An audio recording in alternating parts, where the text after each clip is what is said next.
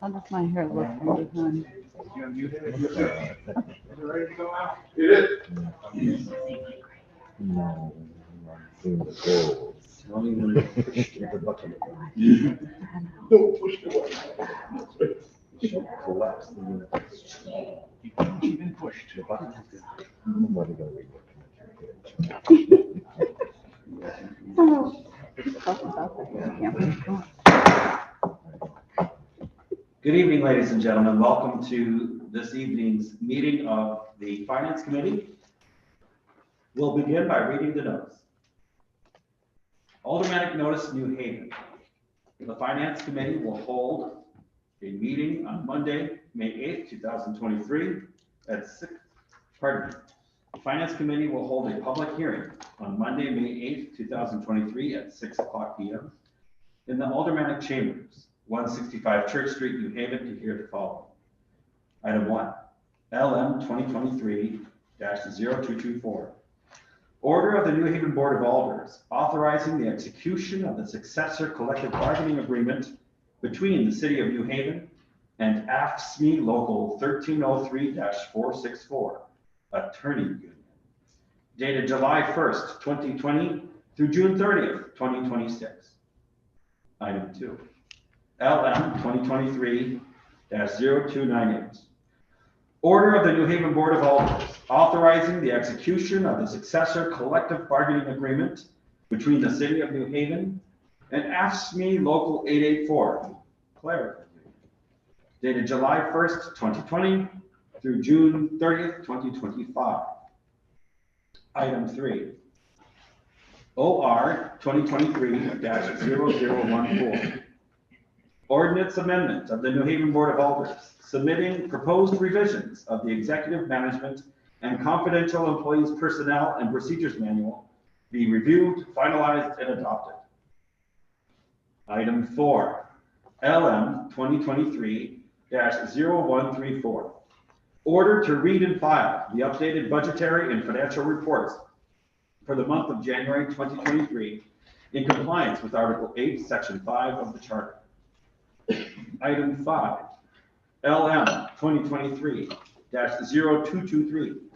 Order to read and file the updated budgetary and financial reports for the month of February 2023 in compliance with Article 8, Section 5 of the Charter. For committee action only. 6, Item 6, LM 2021-0642. From the Deputy Administrator of Local 884, AFSCME Council 4, submitting a request for a hearing before the New Haven Board of Alders to discuss the City of New Haven's lack of movement at the bargaining table regarding the contract. These items are filed with the City Clerk and may be inspected at room 202, 200 Orange Street, New Haven. Per order, the Honorable Adam Marshall, Chair, attest Michael Smart, City Clerk. If you need a disability-related accommodation, please call 3 business days in advance at 946-7651 voice or 946-8582-TTY. Public may send comments to public testimony at newhavenct.gov. So that is our agenda for this evening. We'll now hear introductions of colleagues starting to my right. Good evening, everyone. My name is Yvette Hamilton. I'm the Alder for Ward 24. Sal Cola, Ward 18. Adam Marchand, Ward 25, Chair of the Committee. Frank Douglas, Ward 2. Hampton Singh, Ward 5. Anna Costa, Ward 10. Faisha Walker Myers, Ward 23. Thank you, colleagues. I want to thank everybody for being here, and I also want to thank everybody for your compliance with our rules, which require the wearing of masks in chambers. Our agenda, which is, scintillating to read in its formal language, but it's basically 2 union contracts, then a proposed revision of the Executive and Confidential Employees Manual, then 2 monthly financial reports, and then an item at the end, which is simply a committee action only, which is to give leave to withdraw to an item that has been surpassed by events. So that's what we're going to do this evening. Given the timeframes that apply for the ratified contracts, we will not be taking action on item 1. Instead, as chair, I will request that the board discharge that item from this committee in its next meeting so that the board can vote immediately upon it and meet the statutory timeframes, get it done in time. The other items will proceed through the usual process. We're going to proceed with the first item, which is the agreement between the City of New Haven and the Attorneys Union. We would like those who are prepared to come speak about this item to come forward. When you come forward to speak on an item, you will give your name and address for the record. You will speak into the microphone so that everybody can hear you.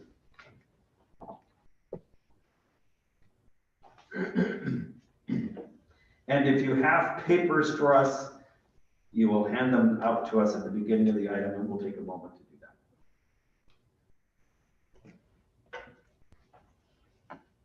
that. Audrey Kramer, 9 Fitzgerald Lane, Branford, Connecticut. I'm Assistant Corporation Counsel for the City of New Haven and the President of 1303-464. Thank you. Patricia King, 32 Vista Terrace in New Haven, and I'm the Corporation Counsel. And the gentleman in the purple shirt. Michael Gormley, Acting City Controller, 45 Jefferson Road, Branford, Connecticut. Thank you very much. And before you begin, let's make sure the papers get around. And let me also welcome our colleague, Alder Richard Perlow from Ward 27, who has joined us. We'll just take a moment to get the papers all the way across the table.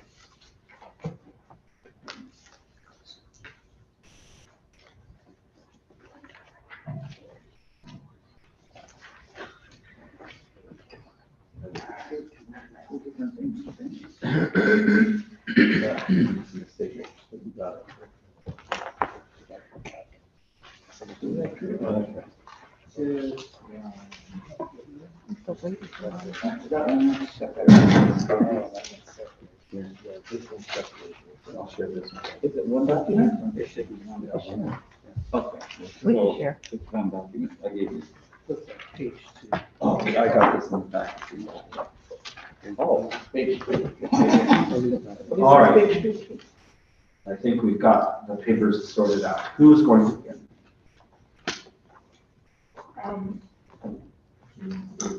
I guess.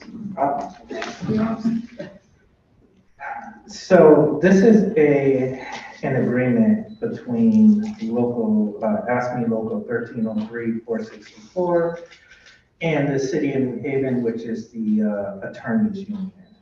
This is a contract. This is an agreement that goes from July 1st of 2020 through June 30th of 2026.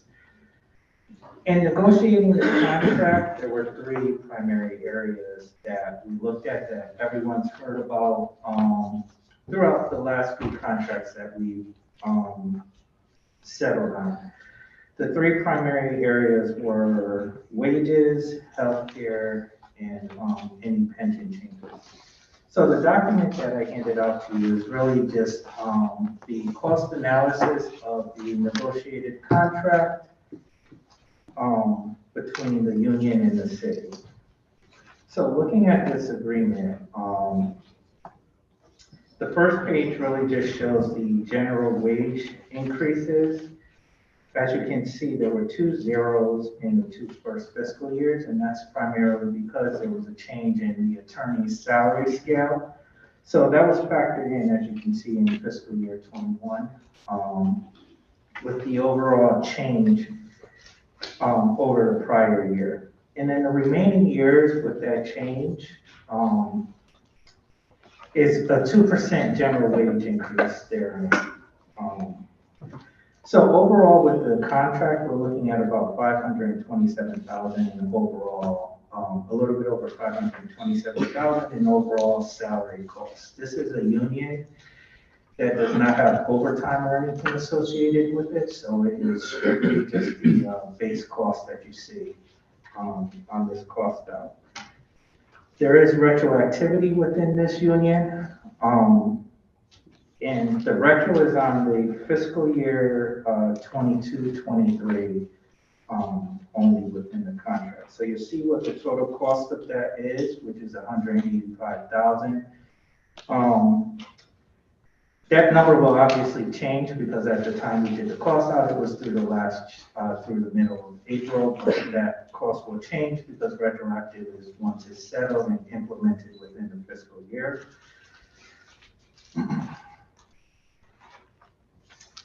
On page 2, you'll see the pensions. Within this contract, this is a unit that has 2 different types of pensions within it. It has the normal defined benefit pension plan, which is where some of the assistant corporation counsels and deputies were grandfathered into when they were originally paying into CERT. The other type of pension plan that we have is a defined contribution plan, which is when they were in executive management. That's the plan where the city does contribute a portion of the funds to the plan. So this bargaining unit really has a mixture of pensions depending on when the employee was hired within that unit.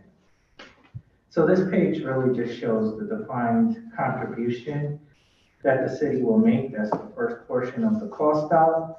And one of the things that changed because of the higher salary increases that we've seen within this union in negotiating, the city prior was contributing 7.5% as a match for their quarterly earnings. We did reduce that to 5% within this plan. The defined benefit contributions, which is really the CERT plan, which a few of the members are a part of, you'll see that we had Hooker and Holcomb do the ADEC calculation as if it was how it affected this year and going forward. You'll see that their analysis really said that the, the total annualized cost on the changes would be about $55,761 per year. Now, again, remember that number is going to change because we do an ADEC calculation every 2 years, and any increases or changes within the contract are taken into effect during that year. On page 3 are really the medical benefit changes. Again, with this bargaining unit, we really did what you've seen in the previous contracts, which is take a look at the prescription and drug benefits and modify that plan for savings. So you'll see the changes to the prescription coverage, and we offer 2 plans like with the other union contracts that were settled. We have the high deductible plan, and we have the Century Preferred plan as the 2 options. So based on our analysis done by our medical consultant, you will see that overall the savings would be about $34,044 with the changes in prescription drugs and the medical plan. One thing that we did add into this particular contract is something like the teachers have, which is the medical opt-out plan. What that would mean is that any bargaining unit member can opt out of the city's medical. They cannot have a spouse on the city's medical plan, I believe, to receive that opt-out payment. If you opt out, you opt out completely. And what that means is you have to prove to our HR department that you have medical coverage through another carrier, because that is a requirement of the Affordable Care Act that you have coverage. But there is a payment, as you can see, it's $1,000 for single, $1,500 for +1, and $2,000 for a family. So that is one provision that we did add to the contract. Now, while there's a cost to that, there's also a savings because the city does pay a portion of medical. When you look at the cost share matrix that we have, a union can pay, or an employee could pay 24 or 27% based on whatever the plan design is, and the city picks up the remaining costs. So the other savings with the medical opt-out is not having that additional cost. Even if they didn't cost us any claims, there's still a cost to the city. So again, there would be additional savings to the city, depending on the number that opt out, if any opt out, the type of plan that they have, et cetera. So page 5 really goes into the analysis done by Hooker and Copeland, which is required based on the changes within the bargaining unit. And page number 6 really shows the new salary scale, which, as you can see, the current is basically the base of what they have now before the contract was ratified. And then you'll see starting in fiscal year 2021, that starts the new salary scale where we separated it by 2 buckets. We separated it by the assistant court counsels, which is that top portion. I know the header is missing. And then you'll see the deputy/special counsel has their own salary scale as well within the bargaining unit. So with that, I will turn it over to Wendell or Pat. Thank you, Mr. Gourmet. Before we proceed, let me acknowledge our colleague, Alder Santiago, who has joined us. And you may proceed. Please give us your name and address, sir. It's Mandela Al-Fadi, 33 Cold Spring Drive, Bloomfield, Connecticut, and I represent the Labor Relations as its director. If we can just get that microphone a little bit closer, Thank that would you. be grateful. I apologize. I'll Thank try. Where's my voice? This was a contract that I believe that the city, both the city and the union, are very pleased with its outcome. The city had been negotiating with the union for a while, and it's quite a challenge, but we are always up to the challenge when all parties are ready to negotiate in good faith, and I believe that attorneys have done so. They've met us in negotiating in good faith. There are several sections of the contract which we have made some changes. We've made some changes to the health insurance, of course. Mike talked about that extensively. We've made changes to the grievance procedure. We've made changes to the discipline procedure. Of course, the pension changes, the duration of the contract, it's a 6-year contract. The salary schedule has been reworked in accordance with the market analysis that we were provided with and our own independent research of what the salaries out there are for attorneys. If you recall, when I first arrived here, within a month of my coming here, I was requested to explain to this body why we were not able to hire attorneys and why I in particular was not able to get an attorney with experience in our labor relations. And that was primarily, if you recall, I represented to this body that it was because of the salaries. And I worked for a year without having the assistance of another attorney, labor relations, and I think that same thing principle can apply to Corporation Counsel's office. They've been working very diligently without losing bodies because of the salary challenges. And we believe that we have addressed those in this contract. Are there any questions? We will definitely have questions, but before we do questions, do you folks have anything to say? And before you do say it, as you think about what you're going to say, let me just remind folks that it is a policy of the Board of Alders that you must wear a mask when you're in chambers. We have masks over here at the table next to the wall. So everybody who is here needs to wear a mask. Okay.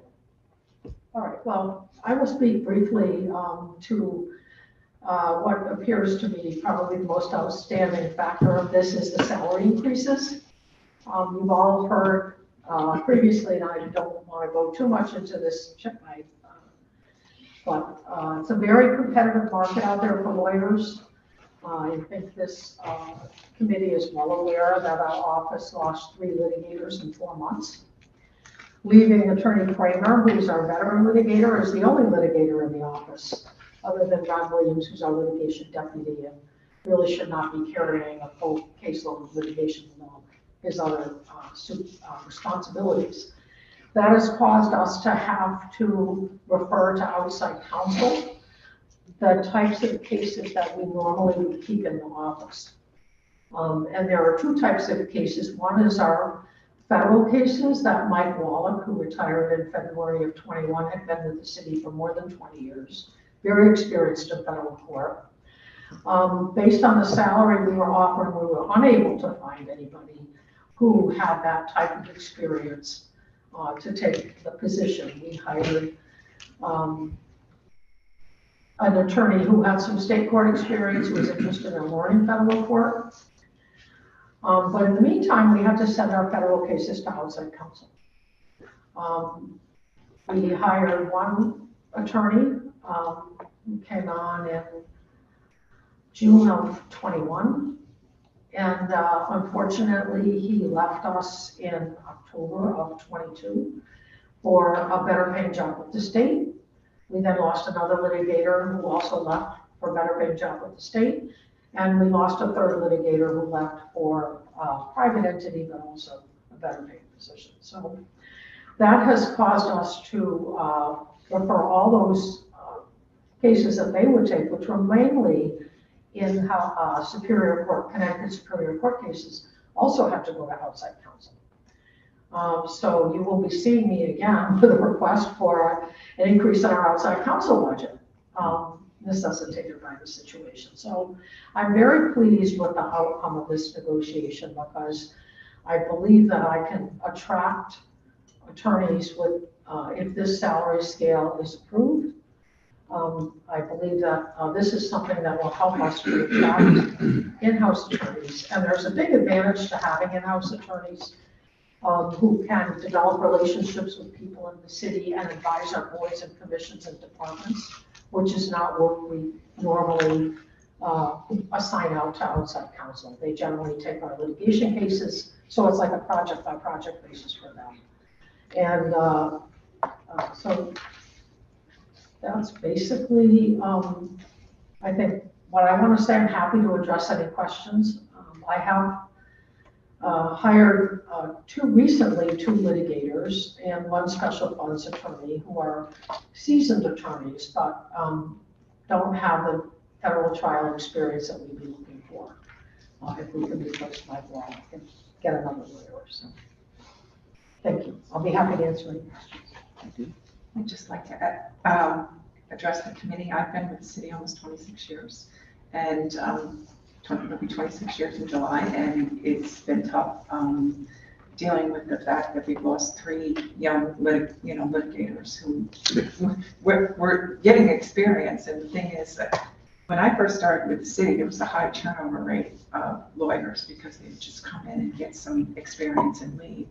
But now, we've had Stacy Warner, who is the vice president of our union, has been here over 20 years, and Mike Willett was here over 20 years. And, we're dedicated to the city, but it's also nice that the city is recognizing our hard work and the fact that we are underpaid. And Wendell has been great with their negotiations, and we're really excited about the fact that we're getting a salary that we think we're entitled to and is competitive with other municipalities, not even just the outside, private councils, but it's more in line with municipalities, which I think we've provided that information to Tanisha. I mean, I'm not sure who else got it, but we're excited that the city has recognized this. Great, thank you very much. We're going to move to questions from colleagues. Just a quick note of etiquette: we don't call people by their first names in chambers, so that would be Alder Walker Myers. Oh, I'm sorry. I'm sorry. That's okay. We're very formal in our when we're on the public record. We will now have questions from colleagues, beginning with Alder Walker Myers, and I'm noting others who are raising their hands. Thank you, Mr. Chair. My question was answered. Thank you, Alder Walker Myers. Next would be Alder Morrison and then Alder Hill. I'm here. Oh. I'm here. Did I not recognize you? No, but they were. Well, then let me recognize our colleague, Alder Morrison, who has joined us. Oh. Okay. Alder Furlong. Thank you, Mr. Chair. Thank you for your presentation. I don't have the comparables, and so I would like if you would maybe talk a little. First, thank you. Did I say thank you for your presentation? Okay. So I'm interested in. So I'm looking at how the steps are going, and so I'm wondering how much lower we are to our major cities. I'm really interested in like Bridgeport, Hartford, maybe even Waterbury.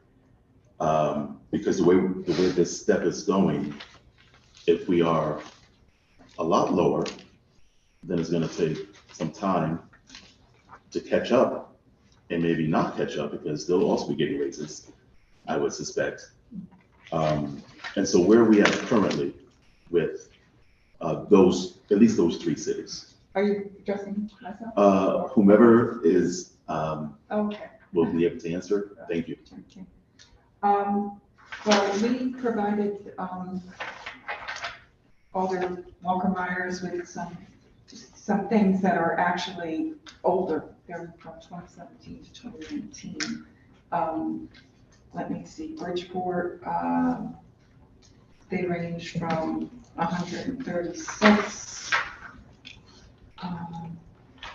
Well, there's a wide range. They have part-time people and regular full-time people. There's a huge range in Bridgeport. They have a lot of attorneys.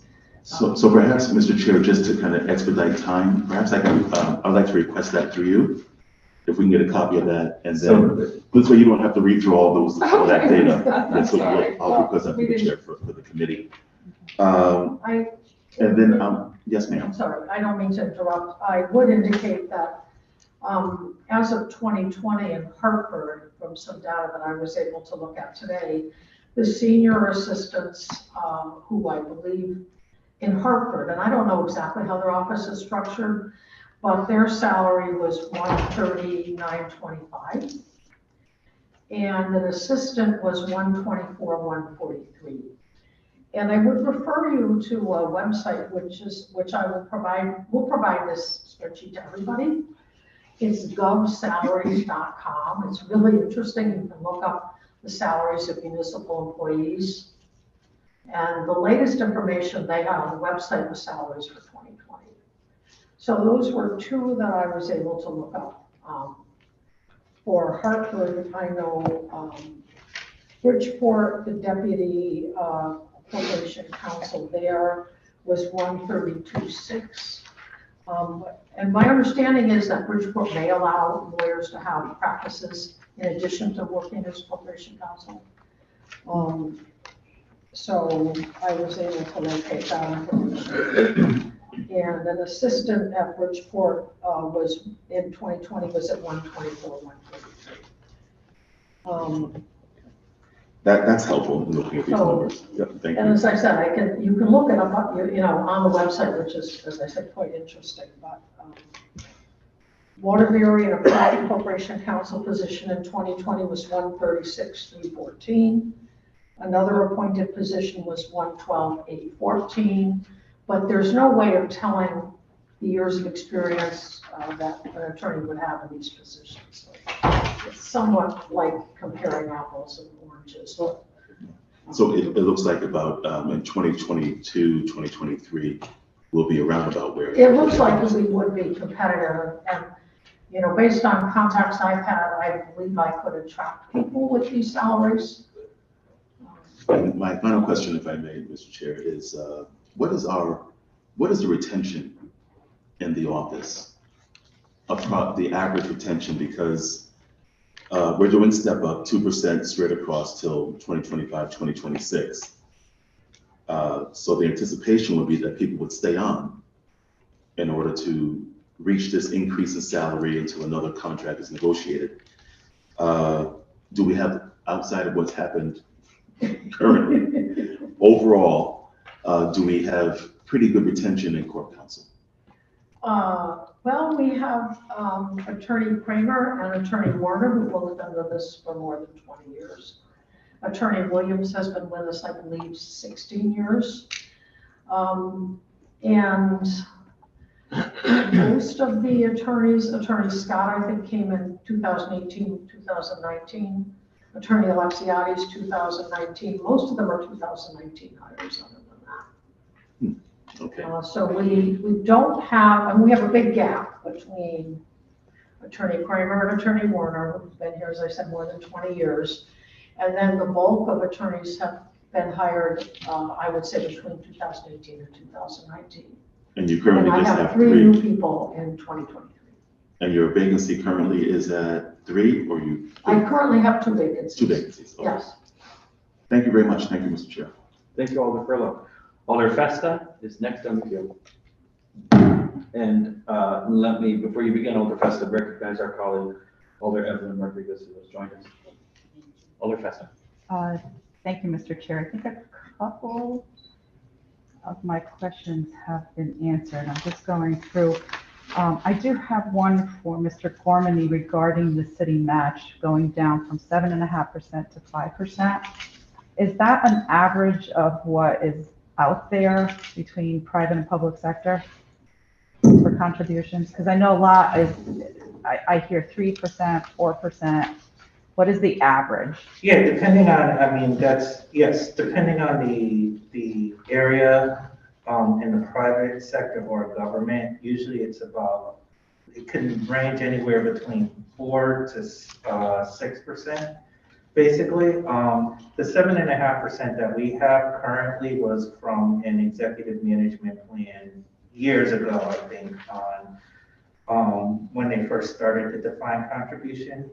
Again, this was during negotiations, as you heard, we were looking at the salaries, but also looking at how we can find ways to kind of offset some of the salary costs, which meant, you know, the attorneys were amenable to going down to the contribution percent of 5% to kind of even that out for the city over the years. As you can see from my handout, it's a small cost because we did lower that percentage. Okay, thanks for that. I was just interested to learn what is out there, the averages today. And then, you know, you mentioned 2 vacancies. And do you think, and thank you for the presentation, because this was actually very informative and gave us a lot of information regarding probably fewer questions, but regarding the 2 vacancies, do you have any applicants, or is it going to be based on this contract? I can say that I have, without revealing too much, I have spoken to experienced attorneys who would be interested in applying at the salary levels in the contract. Let me say that. They wouldn't apply at the current vacancy rate, the vacancy salary, which is $84,036. But at 117, with it going up in the coming fiscal year, I can tell you I could get applicants and I would be interested. Okay, so these new numbers could make a difference with applicants. Yes. Now, out of the folks that have left, you know, you said they left for higher salaries elsewhere, but how many actually left because there was no contract? Because there was no, I'm sorry. No contract. I think that was a contributing factor maybe, but I think it was the actual higher salaries. One attorney got a $20,000 increase. And one, I believe, was 10, and the other, I'm not sure exactly, but I believe that the higher salaries, and the 2 who went to the state, you know, there's stability in state employment, they were interested in staying in public service, there's a pension plan, there are, you know, health benefits that are, I don't know how they compare to the city benefits, but I would say it was the salary component that was the driving factor. Okay. And is your office mostly in person or still working remote, or how? We have a remote option, and it varies across the practice areas. The litigators tend to come in more. Some people come in every day. I have everybody come in once a week. The transaction team meets once a week. They come in. The transaction team, which handles a lot of our procurement and contracts, it's easier for them to work remotely because they do so much by email. So it's a combination, really, people, and some people come in when they need to come in. So it's a mix. Okay. And it seems to have gone well. We've been really remote since 2020. But seems to have worked out well in the office. Thank you, Mr. Chair. Thank you, Alder Fester. Further questions from colleagues about this agreement? I have a question, which is in regards to the new salary structure. I see that it's on page 6 of the packet that Mr. Borman presented to us. I'm just trying to understand a little bit more about how it actually works in real life. You mentioned earlier, Attorney King, that the entry-level rate currently is $84,036, which is actually step 3 of a 13-step scale, according to this chart that's in front of us. And so, does that mean that all new attorneys are hired at step 3 and not at step 1?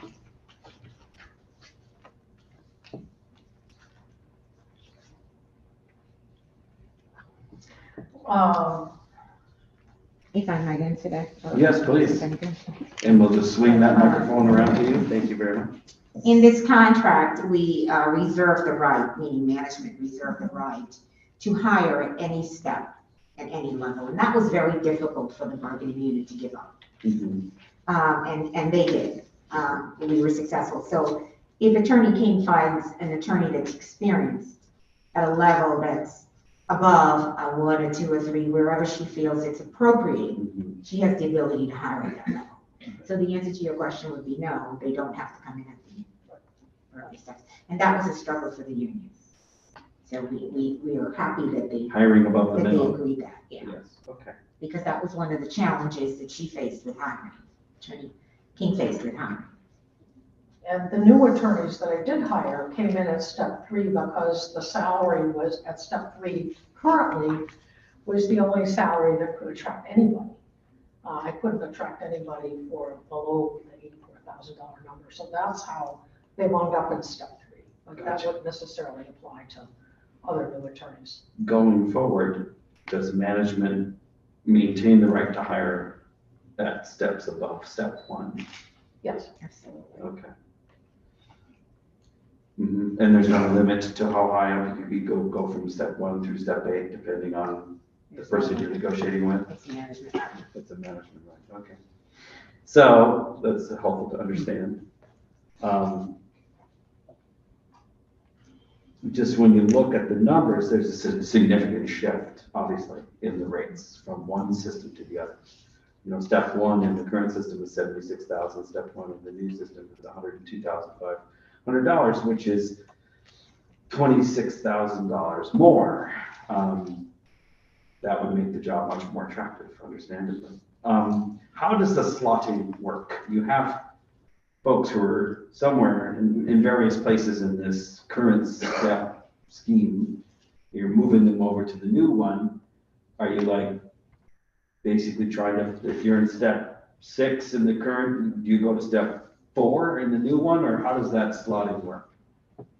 We negotiated that based on years of experience, years of service, and that was also a struggle. Management, we thought that we placed them where we felt was appropriate based on the market out there, and there was some give and take, and so in the end, we felt that everyone was placed much more appropriately. I mean, there's always room for disagreement, but we settled the contract. But so we used a combination of ways to move people from 3 to 4, keeping in mind that they are going to be getting step bonus. So that was important. So it was kind of, given that the bargaining unit is what, 13 people or something like that, 11 people, it was kind of done on an individual basis. Yes. Not categorically, for We example. management tried to look at it on an individual basis. Mm-hmm. We bargained intensively with the union over that, and we arrived at where we arrived. And I would like to note that the 2 new attorneys that started in step 3 One was licensed in 2004 and the other was licensed in 1993. So they're experienced attorneys. They're not attorneys who are newly licensed. The newest attorney in terms of licensure in our office is 2007. Thank you. So we have a good experienced group of attorneys. Okay. Great. So then the aggregate change in salary is that $527,623 amount in page 1 of your memo, Mr. Gorman. We don't have a position by position listing, even though in the new budget we could have a position by position listing. But overall, it's $500,000, and that's over the life of the contract, it seems. Correct, that's when you take the base salary amount, which at the current time is 1.2 million. So that's the current salaries now with the vacancies and the budget for the vacancies plus where folks are filled. And then you take the last fiscal year, 2025-26, which we would then end up at 1.7 million based on the step movement and where they were placed at. Almost 1.8, yeah.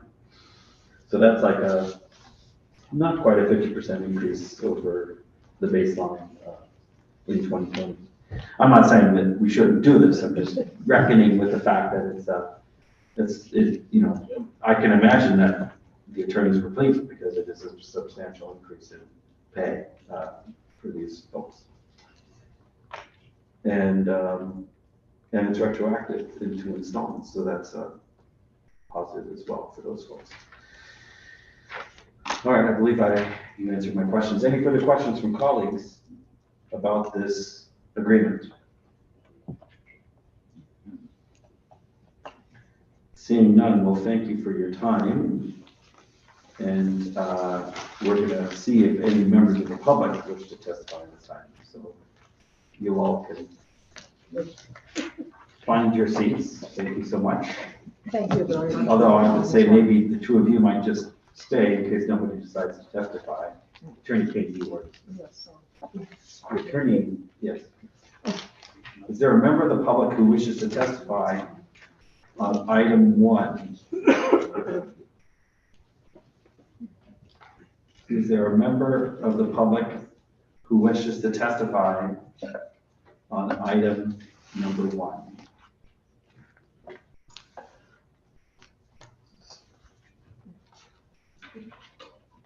Oh, don't forget your possessions, of course. For a third time, is there a member of the public who wishes to testify on item number 1?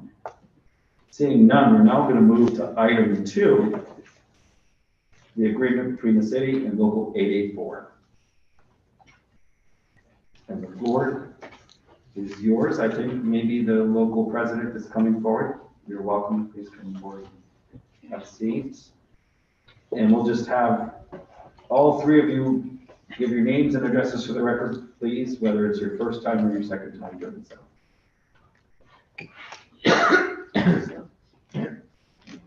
My name is Kimberly Gray. I'm at 30 Valley Place North, in Living, Connecticut, 06525. My name is Wendella Alfatti. I'm at 33 Cold Spring Drive, Bloomfield, Connecticut. Michael Gormley, 45 Jefferson Road, Bradford, Connecticut, City Acting Controller. The floor is yours.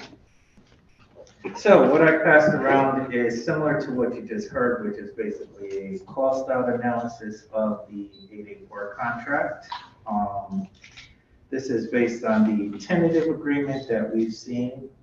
There were a number of things that were in this contract that the city and the union agreed upon.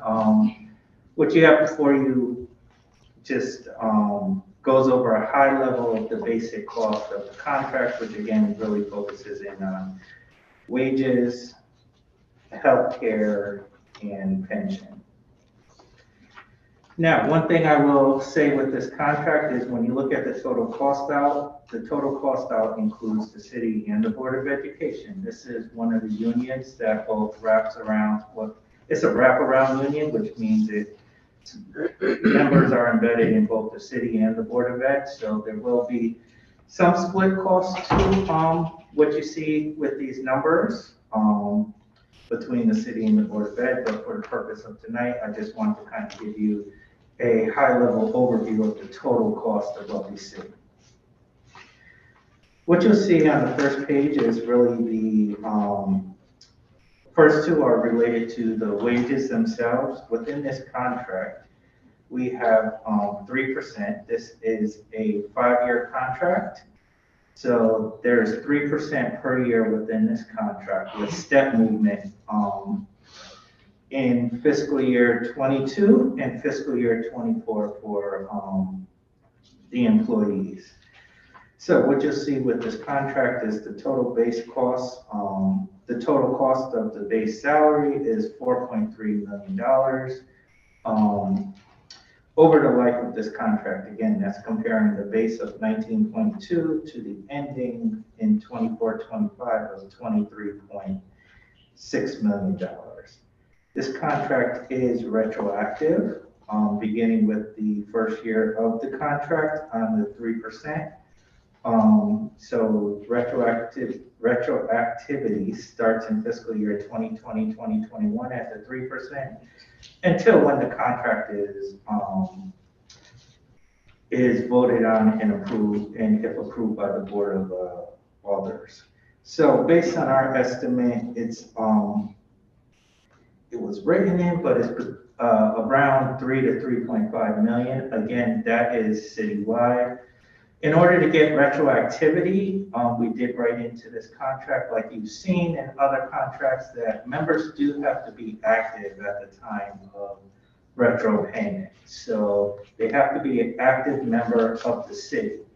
And again, I think that's important because sometimes 884 members are promoted to other jobs within other bargaining units, so that does not mean they should not get retroactivity because they did work as an 884 member during that time period. So again, a condition is to be active, an active city employee to receive the retro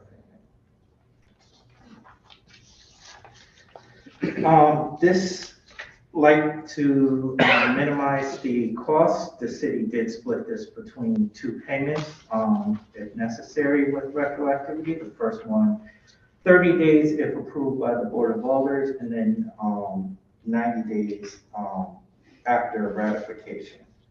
So that's the payment schedule on the retroactivity.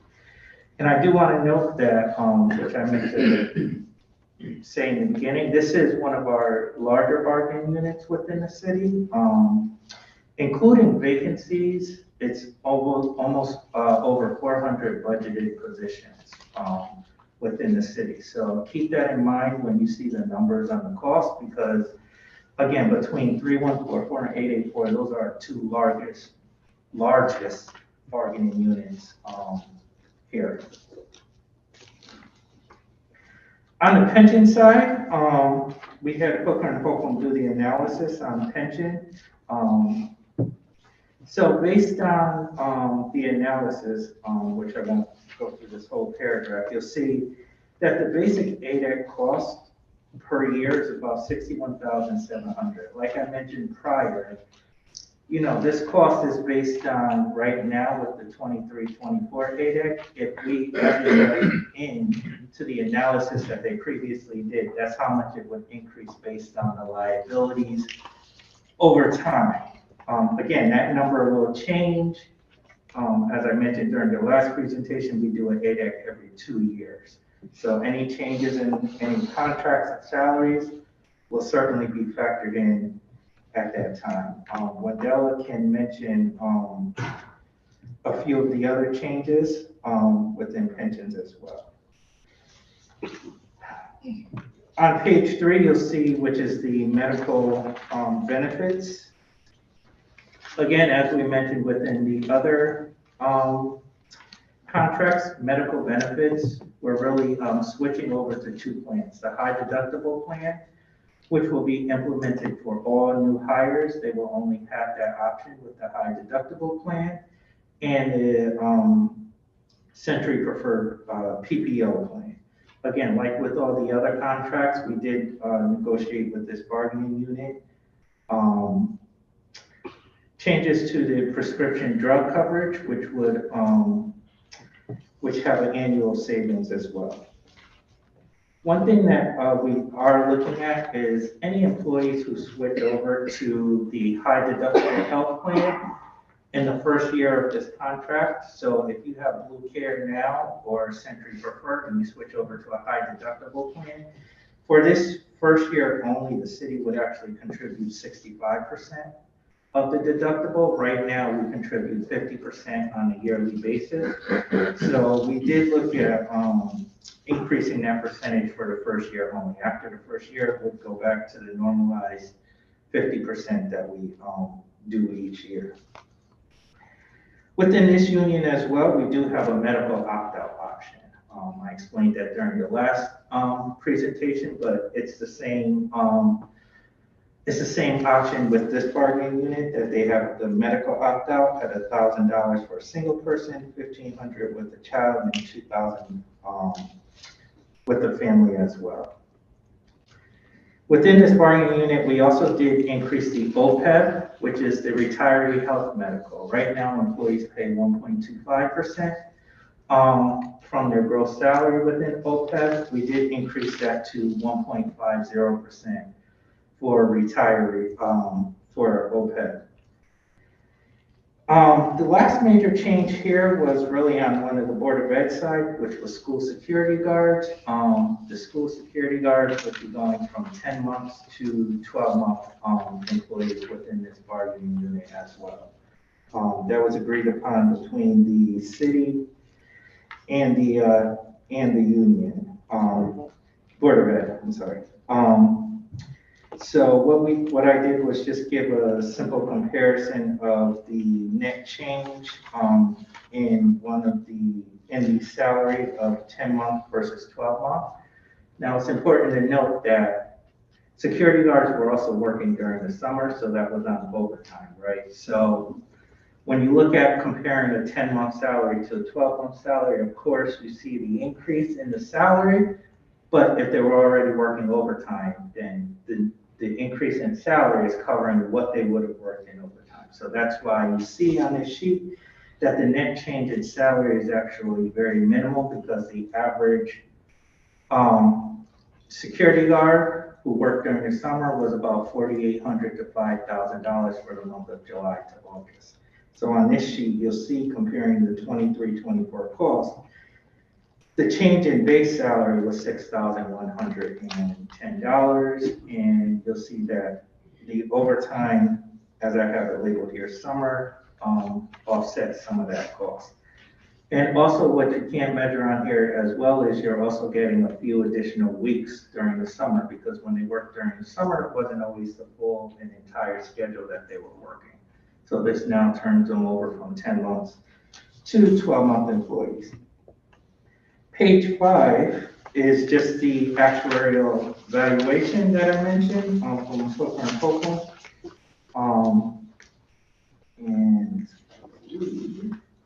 my number may have been incorrect on the sheet. Yes. So the actual cost is $63,267. I believe my other sheet had $61,700, which may have been an older valuation. So I will make that correction through the chair and send them the updated sheet. But this is just the evaluation that gets to the number from Hooker and Copeland at $63,267. With that, that's really the major changes that had an effect on the contract from a cost standpoint. So I will turn it over to Ms. Batty to go over any other changes. Thank you. So this was by far the most challenging contract to negotiate. And that's because we recognize the value that this group adds to the city. And in recognizing value, it's not just about salary. It's about the little things that people do, the overtime they work, the differential when they're working in a higher class. The extra work that employees have to do when a position is vacated. And for so long, those things weren't recognized and weren't valued. And it's not always about compensation. It's about the respect that you afford the employees when you know that they're doing the very best they can and beyond. So I think that this group in general, many of our employees, but this particular group are among the lowest paid, and yet they do, a lot of work for the city. And we recognize that with this contract. And so we rolled up our sleeves and we really grinded out for lots and lots of sessions. And there were a lot of little changes, and there were a lot of changes that related to the operational parts of the job. And while we compensate, we give employees a pay raise, we recognize that they're entitled to step movements. We also convinced the employees that they have to give something back to the city as well, and that we have to work hand in hand.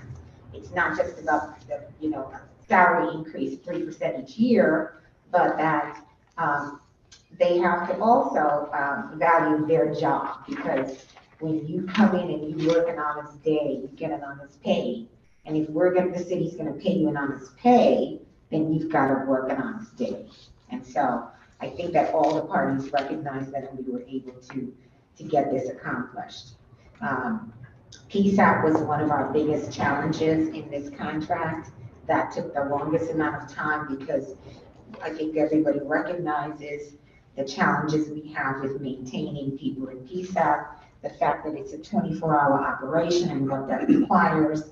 Someone always has to be in that seat, and working 16-hour days is not sustainable month after month, week after week, year after year. And the city is working, we are struggling to get people to fill these positions. And I think that we are able to come to an agreement with the employees that we will continue to do that. But while we continue to do that, somebody has to do the job. And if you're employed, you have to do the job. And if you do the job, we will compensate you.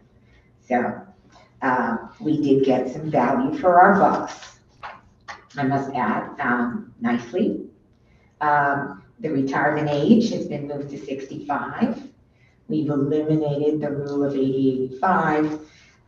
We got added a new joint and survivor benefit option for the employees, which I think is great. It expands their ability to designate who they would like to leave in their retirement, who they would like to leave their retirement to, as opposed to just a spouse. Many of our people don't have spouses, and so you should be able to leave your retirement benefits to whomever you want to. In my opinion, this bargaining unit felt they felt the same way. And so there were a lot of little operational things, sort of uniforms and health and safety things, shoes, just a lot of things that cause our employees to be a little happier. And if we feel that if we have happier employees, we'll have more productive employees. And that's essentially what we tried to accomplish with these negotiations. Aside from the financial component that Mr. Gormany mentioned, that's important, but I think equally as important is the other things that we were able to accomplish. We tightened the language, we made things clearer, we defined what people really have to do, what the expectations are in each of the departments, what the expectations are, not just of the employees, but of the managers and management. So I think we were successful in reaching a really good contract, and I'll let the president speak to that if she feels the same way. Thank you. Before you do, and we're eager to hear from you, I would like to thank you for that additional information, more granular information on these other topics. I recall seeing in one of our packets a sheet that looks like what you have on top of your folder there. And I found that, the inclusion of that in the prior contract packet to be very useful. I would like Yeah, I to did have include that it sent in to us. I think I included it in this packet as well. Okay. But if you don't have it, please, we will be happy. I do have to make one technical change. Okay. And it's minor, it's a typographical, scrivener's error. For the part-time, on page 6 of the TA, for the part-time parking enforcement officers, they are, the meter checkers, they are entitled to receive 5 hours of pay for various holidays, not 3 as indicated here. There were 2 separate documents floating around. One said 3, one said 4. In 2 prior contracts, it was 3. It had been changed to 5 in the last contract. We still have the older contract, and so it was brought to our attention that it was 5. So that's the only change. Page 6, the part-time parking enforcement officers and meter checkers, they're entitled to receive 5 hours of holiday pay for the various holidays. Thank you for that correction, and thank you for sending us that additional information after tonight's meeting. And let's make sure you got that, Mike. Thank you so much. Good evening, Chairperson Marchand, Vice Chair Her, and members of the Finance Committee. I'm Kimberly Gray, President of AFSCME Local 884, the union representing New Haven classified employees. I also work as a records clerk for the city. Throughout the pandemic, members of Local 884 worked tirelessly. We helped residents with their concerns and emergencies in our dispatch center. We supported students and staff when our schools went remote and back to in-person learning. We ensured our libraries and city agencies were able to continue running by maintaining operations. For 3 years, we worked without a contract. Members stood before the City Services Committee last year to share their experiences of working without a contract. I am here today to say that despite the challenges we faced, our members never wavered from their commitment and dedication to serving the people of New Haven. This tentative agreement ratified by members of Local 884 will allow us to continue doing what we do best, supporting the needs of the community. It is a fair contract. We are pleased to have this agreement with the city, and I will say that I do thank Ms. Albati and Mr. Stubbs for really long nights, lots of hours that we put in, and we really do appreciate it. The contract is a symbol of recognizing and appreciating the work our members do every day.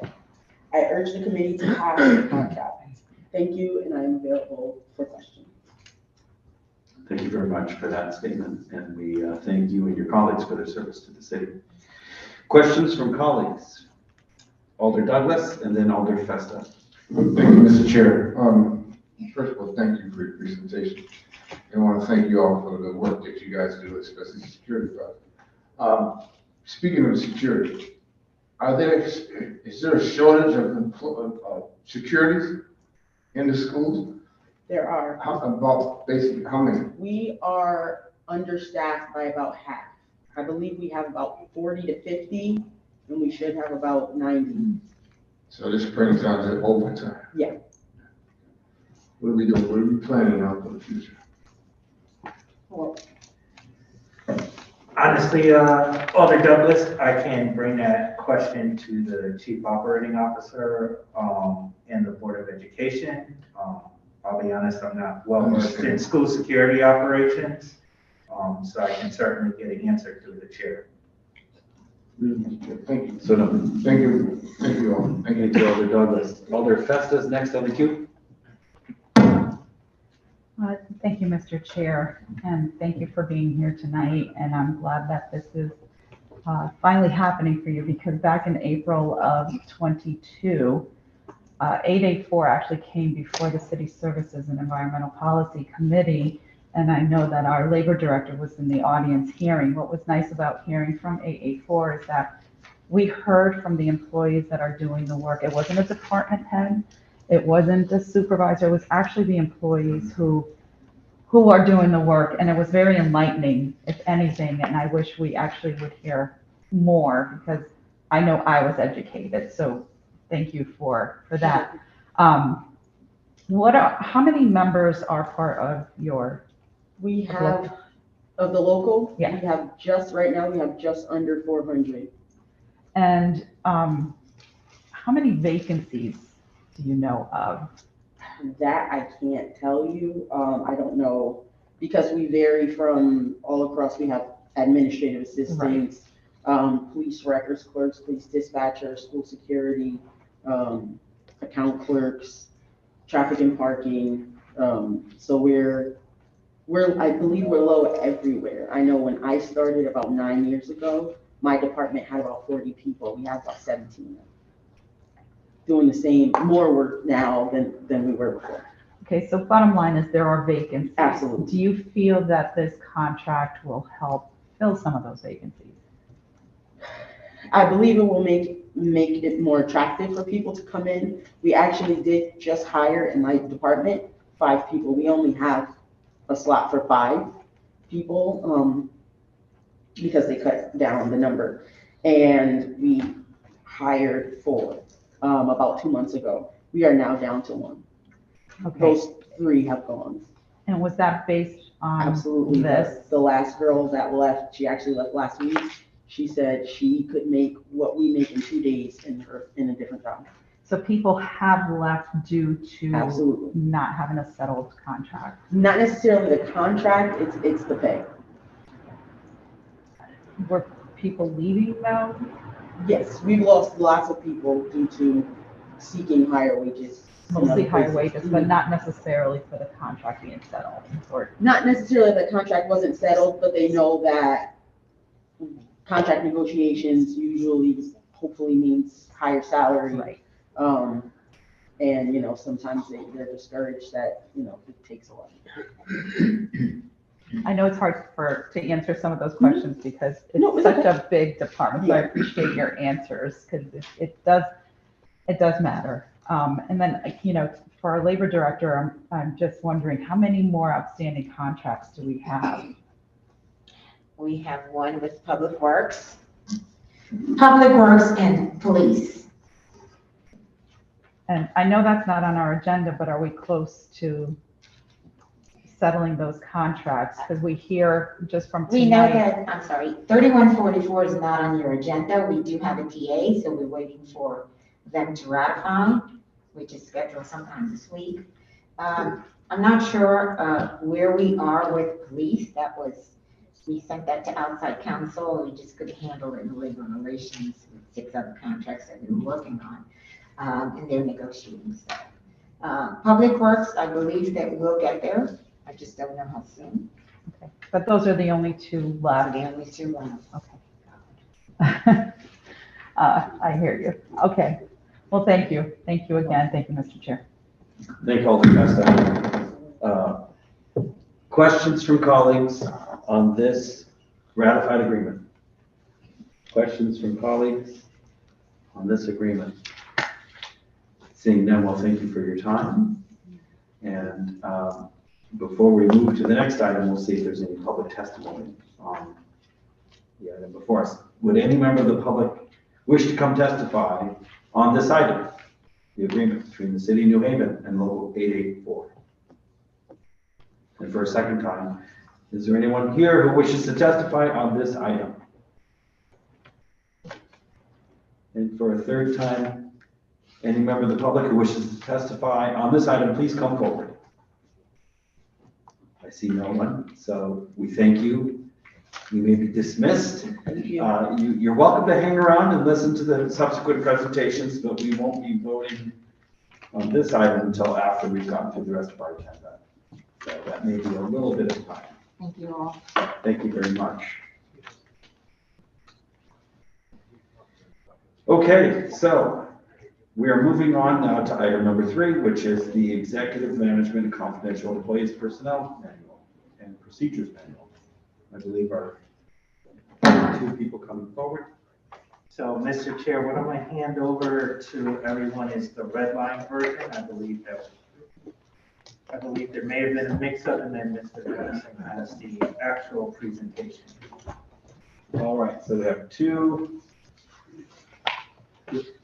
sets of papers coming our way. One is a deck, that's a PowerPoint. And the other is the red line version of the manual, the proposed revised manual. Okay, so this is the red line version. No. Here, let's give it to you. So you can send it.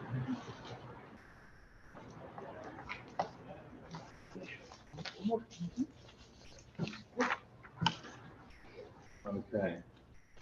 Wait. No, I think we're good with the presentation.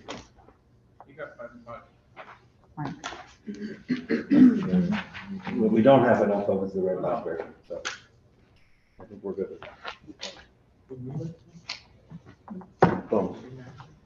This is what we don't have enough of, so we'll share as best we can.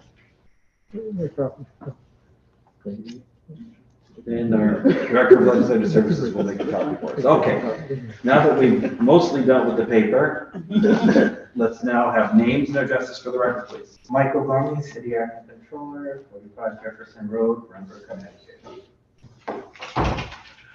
Sean Madison, 1279 Quinnipiac Avenue. Marcella Garcia, 16 Amara Road, East Haven, Connecticut. And you can feel free to move that closer so you don't have to. All right, the floor is yours. Thank you. Happy to start with the presentation, run through this very quickly, and then we can talk about questions in the red line or answer any other questions you may have. Appreciate the time. So what is the Executive Confidential Manual? It basically sets forth all of the benefits and the personnel policies for the managers for the city. It's only applicable to city employees that are not governed by a collective bargaining agreement. The manual, what it doesn't do, the manual does not set the annual salaries, rather the manual sets the range of salaries for individual positions. The budget, which you guys are beginning deliberations this week, that's what sets the annual salaries. What's the difference between confidential and executive management? It's kind of simple, but a lot of people don't understand those terms. They hear confidential and they think it's something off the books. It's completely not. Confidential employees are just simply non-union employees who are not a department head and not a coordinator.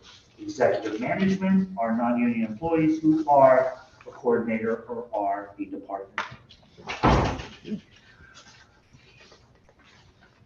So what are we looking to change on the manual, beginning on page 6? We are seeking largely 3 things in this manual change. An increase to the salary ranges for department heads, coordinators, and confidential. We're looking to make the language in the manual gender neutral. And we're trying to create a future cost of living salary adjustment for executive and confidential. Gender neutral language is largely, we're just trying to recognize that not everybody identifies as male and female, avoiding reinforcing harmful gender stereotypes, and basically promote equality under the law with the language change. Moving forward to page 9, why change the salary ranges? We're in a post-COVID changing labor market.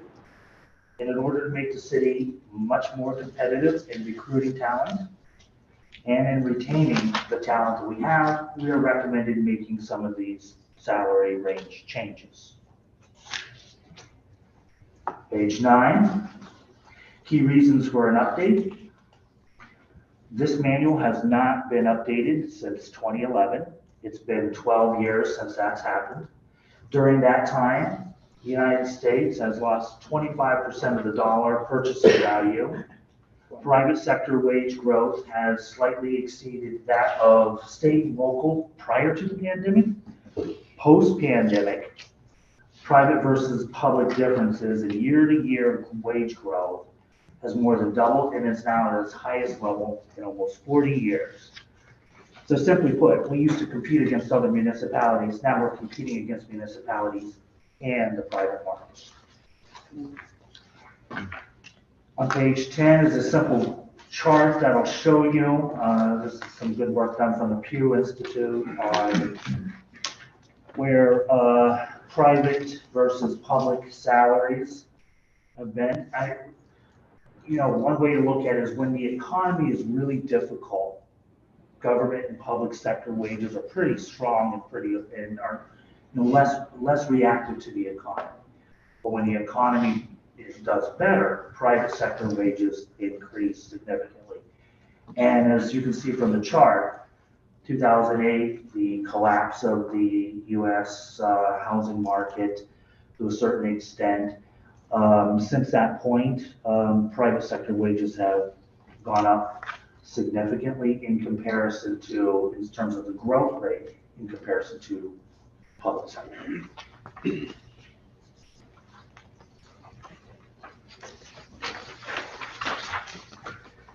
New Haven's not the only community in Connecticut that has difficulties in hiring and filling positions. This is something that a lot of other communities across the state are experiencing. We currently have, 100 some positions that are unfilled. Other communities that have a little bit higher, some have a little bit less, but all of these communities are seeing difficulties in recruiting and filling positions. So one of the things that we recommend doing to help both recruit and retain is making some changes on the salary ranges. You'll see on page 12, current ranges, and right next to it, recommended ranges. This is what we're recommending. You take a moment and look at those.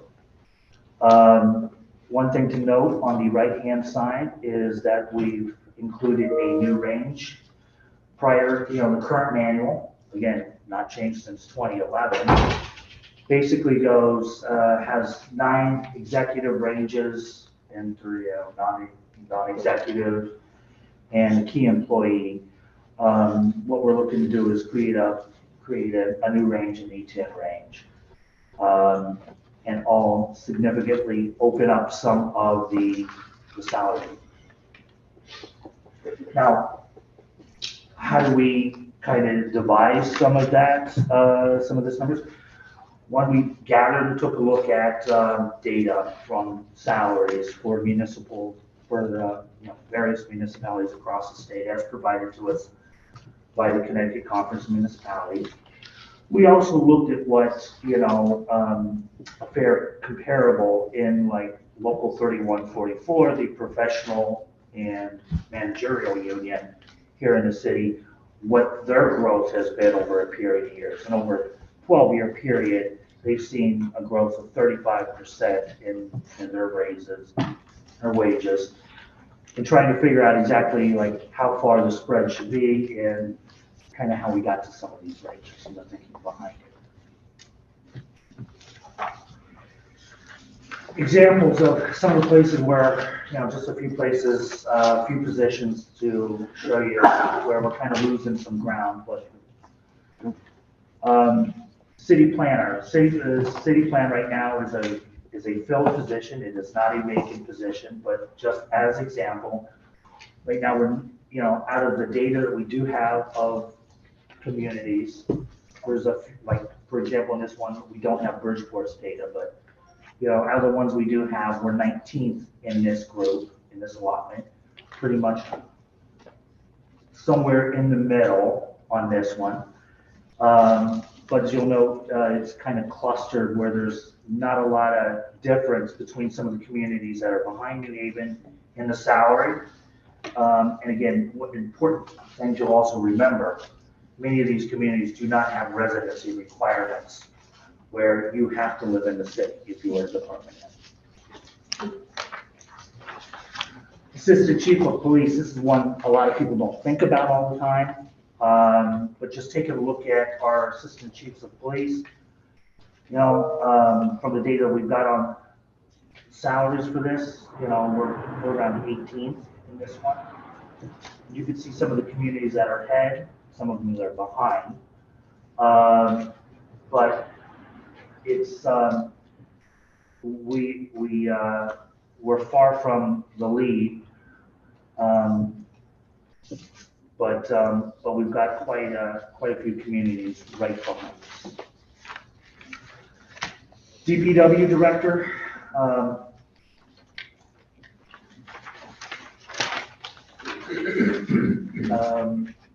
we're 14th out of the data that we have on this position.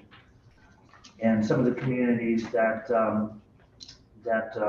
are ahead of the city of New Haven in terms of its pay, I would wager do not have 225 miles of road, do not have over 50 bridges to take care of. And I think those are all important things to point out in the DPW position. City assessor. Again, we're kind of running inside the top 20 on the city assessor position, but again, it's something that we're losing some ground on, continually every year. And finally, another example being finance director, controller. There's 27 other communities ahead of us that we have data on for the controller position. It's one of the reasons why we're having difficulty in filling that position. We're not, we don't expect to be competing with Greenwich, but nonetheless, it is something that's, they do compensate very well for Fairfield County. Outside of the salary range adjustments, we've recommend a cost of living adjustment. One of the reasons why we're kind of where we are with some of the salaries for department heads tends to be that we don't often have cost of living adjustments. Rather, they're just these bursts that happen 2014, and they're usually you see this, usually the board sees salary increases on positions when there's vacancies, and then we've got to go up them. So trying to establish something that is meaningful and elastic over a period of time, not suggesting that this body or any other future administration wait another dozen years before they update the manual, but realizing that there's a period of time that could happen, we would recommend some cost of living adjustments. And there's the most logical thing that we could find again would be to peg it to something like the professional and managerial union, and when they receive increases, those would be a guideline for executive confidential receipts. 3144's wages have grown by about 35% over the past decade. We expect with the new contractors, not just theirs, but with some other new contracts, and there's a growing number of people in our bargaining units that now are making more than department heads, and some are closing in on coordinators. And in addition to it, managers face the same type of inflation and cost of living increases as others do. It's why we recommend COLA to be created. So to summarize this up, again, manual, not been changed since 2011. We have to compete not just with other municipalities, but now we're also competing with strong wages in the private sector. We're falling behind in some of our department heads compared to other municipalities that also don't have residency requirements. The dollar's lost purchasing power, and we think that a change in the salary ranges and creation of a COLA would be a tremendous help in recruitment and retention.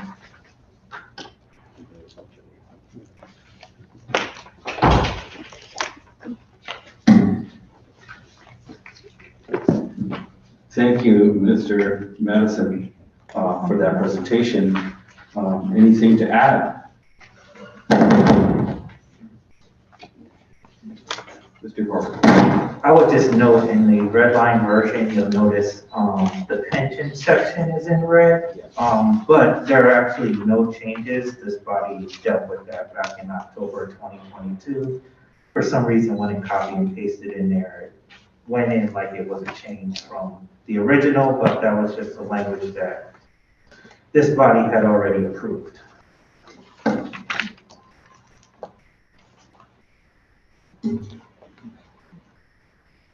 Thank you for that information, Mr. Gorman. I was queuing up to ask just about that, given that it's the biggest marked up section of the manual. So what you're telling us is that somehow in the saving and drafting of the document to be sent over here, it grabbed a markup from a prior cycle. Correct, because it was copied and pasted from the ordinance change into a new document. It saved it as if it was an actual change to the section, but it's not. So what we ended up doing was just crossing out the entire section and putting in the approved language in the manual. So there's no proposed change in the pension language at all? No proposed changes from what this body, from what the Board of Alders approved back in October of 22. Thank you for that clarification. Well, thank you for your presentation, and now we'll have questions from committee members about the proposed revision of the executive employees and confidential employees policies and procedures manual. Alder Farrell. Thank you, Mr. Chair. Thank you for your presentation, Mr. Madison. First question is, I'm just wondering if you've done any cross-reference first with our charter with some of the positional title changes. I think personnel director is in the charter, change from director of organizational development. I don't think human resources is there, but have you done any cross-reference to make sure that we're not changing any titles that are there by charter? No, I don't believe so. And if those would have, anything like that would occur in the budget.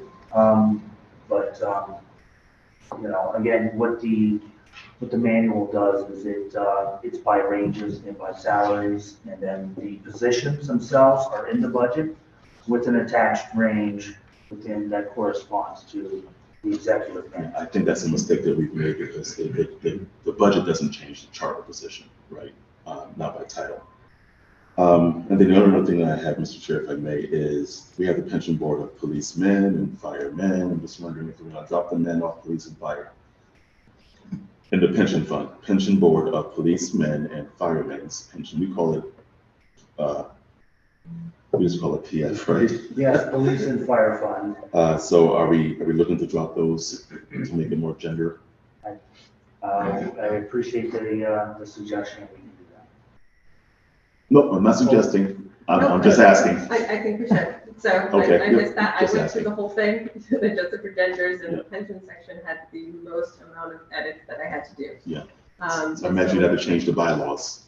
I just like the his, her, like I just had to change they, and I missed that one. Yeah. So this is in here, but I would imagine there's a pension board bylaws that maybe that would have to be changed through them before it's changed in this manual.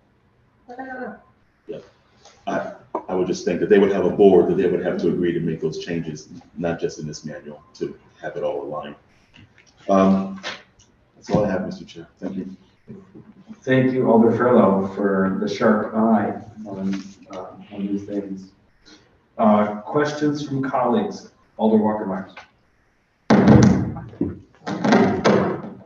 Thank you, Mr. Chair. I just have one question. So here it says that many union employees in the city now make more than department heads and coordinators. Do you know how many exactly? Like, I do not know how many by count, but there are several, and I do think with new contracts that there will be more. Is it just in certain departments? Correct. Or do you know what those departments are? Just, I mean, you don't have to be 100%. Sure, I mean, you know, we have unionized employees who make over $100,000. That would be fair rent, that would be elderly services. I think also some of our, such as like our IT directors, and again, this is pending the 3144 contract with our assistant. City engineers would be around where our engineer is, our IT directors, which IT currently reports to me, and then the Board of Ed to the COO, those would be close in salary. Those are, there was one more. And I mean, we can try to get to a comprehensive list through the chair of some other positions, but those are the ones that come to the top of my head. Thank you, Mr. Chair. We will follow up on that, Alder Walker Myers. You can just put that up, maybe it'll help. Got the phone. Yeah, sometimes if we have phones near microphones, it makes sense.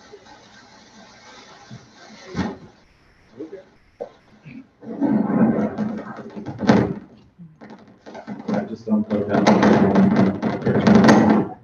You have to push the button. That's fine. Further questions from colleagues?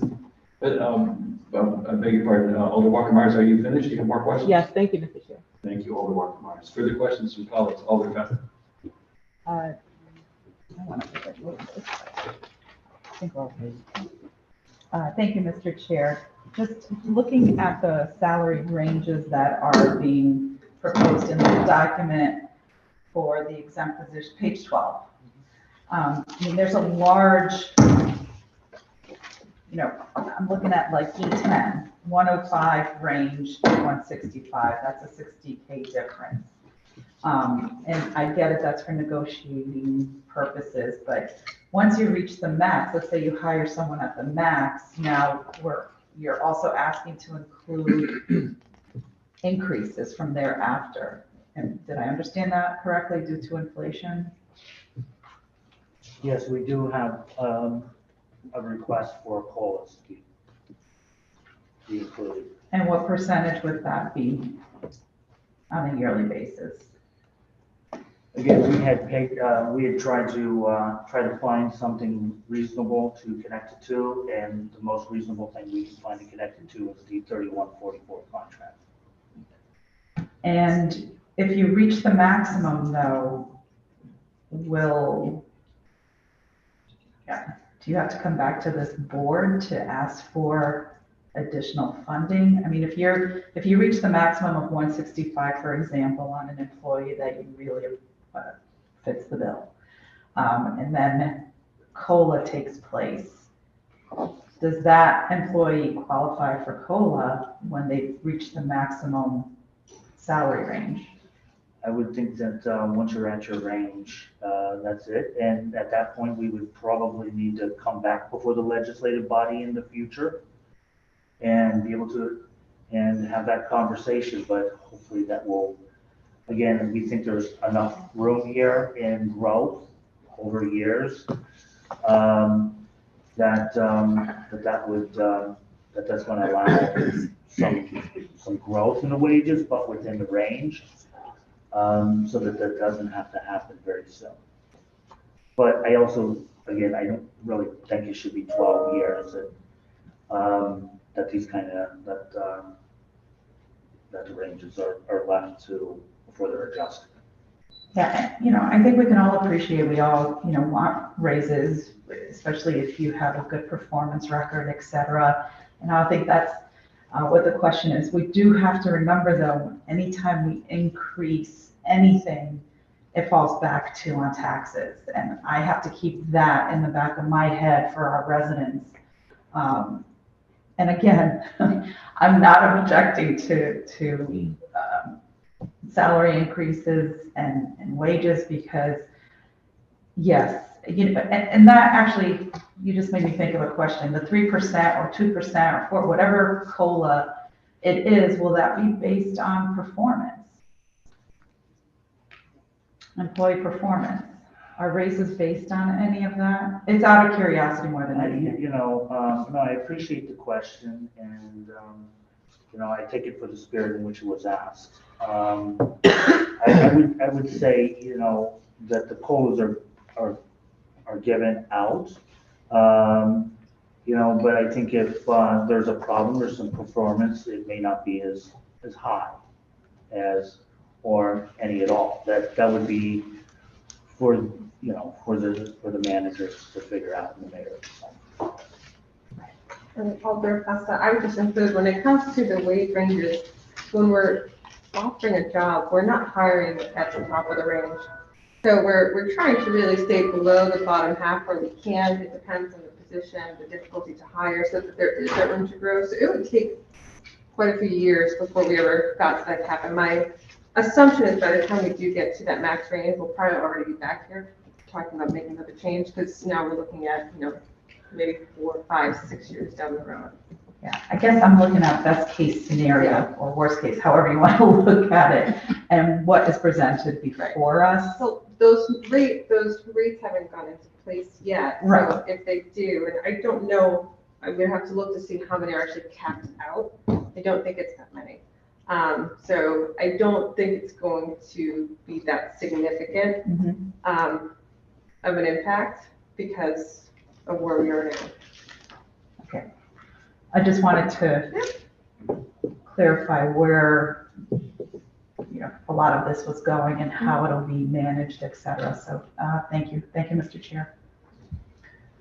Thank you, Alder Fester, for your questions. Further questions from colleagues?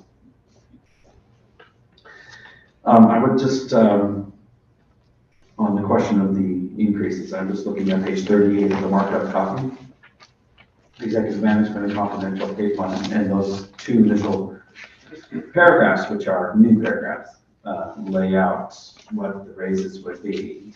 And the first paragraph reads, effective July 1st, 2024, and each subsequent fiscal year, members that are governed by the Executive Management and Confidential Employees Handbook will receive the minimum general wage increase percentage as set forth in the most recent supervisory and professional employees union currently represented by AFSCME Local 3144. So that is that's your annual increase, right? It says that. Further, effective July 1st, 2024, in each subsequent fiscal year, the salary ranges as set forth in this manual shall increase by the minimum general wage increase percentage as set forth in the most recent supervisory, et cetera. So the first paragraph says an individual staff member will get a raise, right? The second one says the ranges themselves will move. And so the ranges are, under this draft, the ranges themselves are not static, right? The minimums and the maximums in each range are going to migrate upward. And so by the end of the next decade, the ranges will be what they are now, plus the cumulative effect of all the minimum across the board increases that are given below 3144. So if we want to imagine what those will be, we can do some compounding arithmetic ourselves. It's not that difficult to do. And you can see what these ranges will be after 5 years. If you make a certain assumption, you can look up the contract at 3144, see what it is. Is it 2%, 2.5%, 3%, whatever it is. You can just do that. So it's just worth noting that this document 5 years from now will look different because these ranges themselves are going to move. So the maximum for an executive management person is going to change from year to year. And that's a different approach than what we've had to date. To date, the times that executive managers have been able to get raises are when we revise the manual or when there's a new person hired. Correct. And they negotiate something. Or when we designate a position, a key employee who, where that position wasn't a key employee before, and we give people raises for hiring people. But there's no current mechanism for annual raises. And there's no mechanism for step increases either. You're not proposing step increases. You're just proposing a cost of living adjustment referenced to 3144, but the structure is moving as well as the individuals within the structure. That is worth understanding because it has bigger implications for what these numbers will be in a few years. Okay. Further questions from colleagues about this item? Executive management and confidential employees policy procedures manual. Thank you so much for your presentation, and thank you for the marked up copy. That I know I reached out to you rather late in the day, and I'm glad you were able to get it to happen. Thank you all. Thank you. And is there a member of the public who wishes to testify on this item? Is there a member of the public who wishes to testify on this item? And for a third time, if you wish to testify on this item, please raise your hand and come forward. Seeing none, we're going to move on now to the final two business items we have this evening, which are the monthly budgetary and financial reports for the months of January and February of 2023. I believe we're going to hear from you, Mr. Gorman.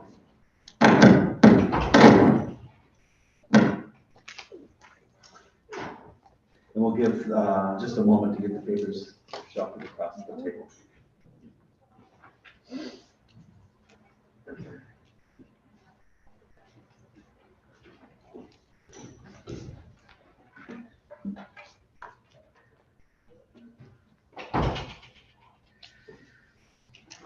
All right, thank you, Mr. Chair. Name and address for the record, please, just because we forgot. We need to remind it. Michael Norman, City Acting Controller, 45 Jefferson Road, Branford, Connecticut. Thank you so much. So what you have before you, and I think this will be a quick presentation, is the monthly report numbers as of February.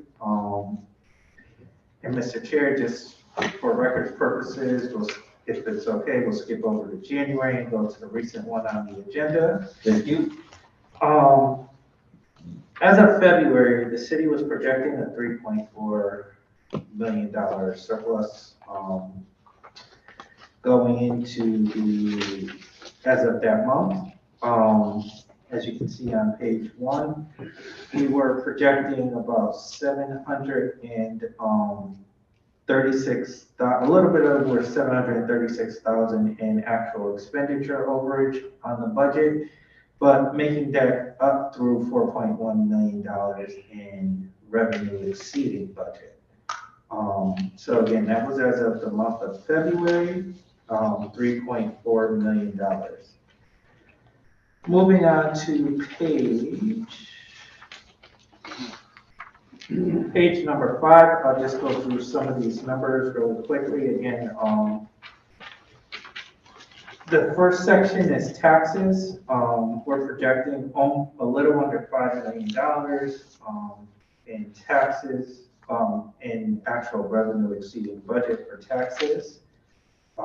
This has been primarily due when you look at what's labeled column E, the year-end forecast. We're looking at current taxes being about $2.6 million ahead of budget, and delinquent taxes $2.3 million ahead of budget. So again, looking at the overall taxes for the city, we're projecting between 97.5 and a 98% collection rate for the fiscal year. Moving on to page number 6, our state grants. Again, the major change, which I explained, I believe 2 finance meetings ago, is the $1.4 million in municipal revenue sharing.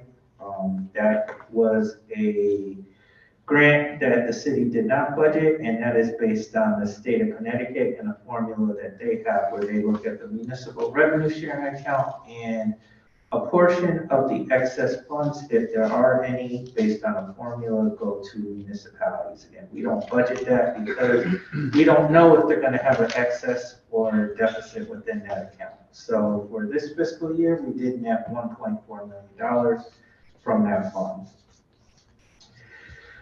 Moving on to page number 7, on our local revenues, again, just concentrating on our 2 largest revenues, which are meter receipts. We have a budget of 3.7 million. At the time of February, we were forecasting 3.3 million. That I can tell you that has improved some. Looking ahead building revenue, which is at 15 million. We were projecting to come in on budget. In our latest projections, that may come in slightly under budget for the fiscal, slightly less than 15 million. We're working with the new building official on exact projections, but again, as you know, that's based on projects and development that's going on in the city. Sometimes there are things that can delay various projects, so that's a number that we continue to monitor. Interest income is the funds in our bank account. As I mentioned before, COVID really had an impact. We are actually bouncing back on interest rates and things that we count as revenue when it comes to our various bank accounts. So you'll see that's $2.3 million ahead of budget for that year. Moving on to page number 8, the largest revenue source is our parking tags. We talked about, we had some vacancies and not issuing as many tickets during this fiscal year, so we are seeing a slight decline of $1.6 million when you compare what we're forecasting to what is actually budgeted. Page 9 are the rest of the city's other revenue sources. Other taxes and assessments are real estate conveyance tax. You'll see that that's one area that we continue to exceed on. We're about $805,000 ahead of budget for the fiscal year. And again, that's the conveyance tax for sales and other areas related that the city clerk's office manages related to sales of property within New Haven. We are not projecting to use any funding from ARPA. So again, at the bottom of page 9, you'll see $5 million there. That's why we are projecting 0 because we'll have a surplus going in for this year. So we are not projecting to use any ARPA funding. Page 10 just gives you the overall revenues over expenses. As mentioned, we're looking at about $4.1 million ahead of budget. Moving on to page 14. This is really an overview of our expenditure budget, and I am just going to highlight a few areas. Again, a lot of departments have seen a lot of vacancies, and we are also saving on non-personnel expenditures as well for this fiscal year. But our largest departments in police are police and fire. As you can see, based on the month of February, we are projecting a surplus within both departments, within police and fire. Police, even though they're going to have overtime overage, which this body passed out the transfer, there will be enough salary, lapse salary to cover those overages and overtime. And the same thing with the fire department. When we look at their salaries versus overtime, you'll see that overtime is ahead of the budget, but there's salary savings within that department.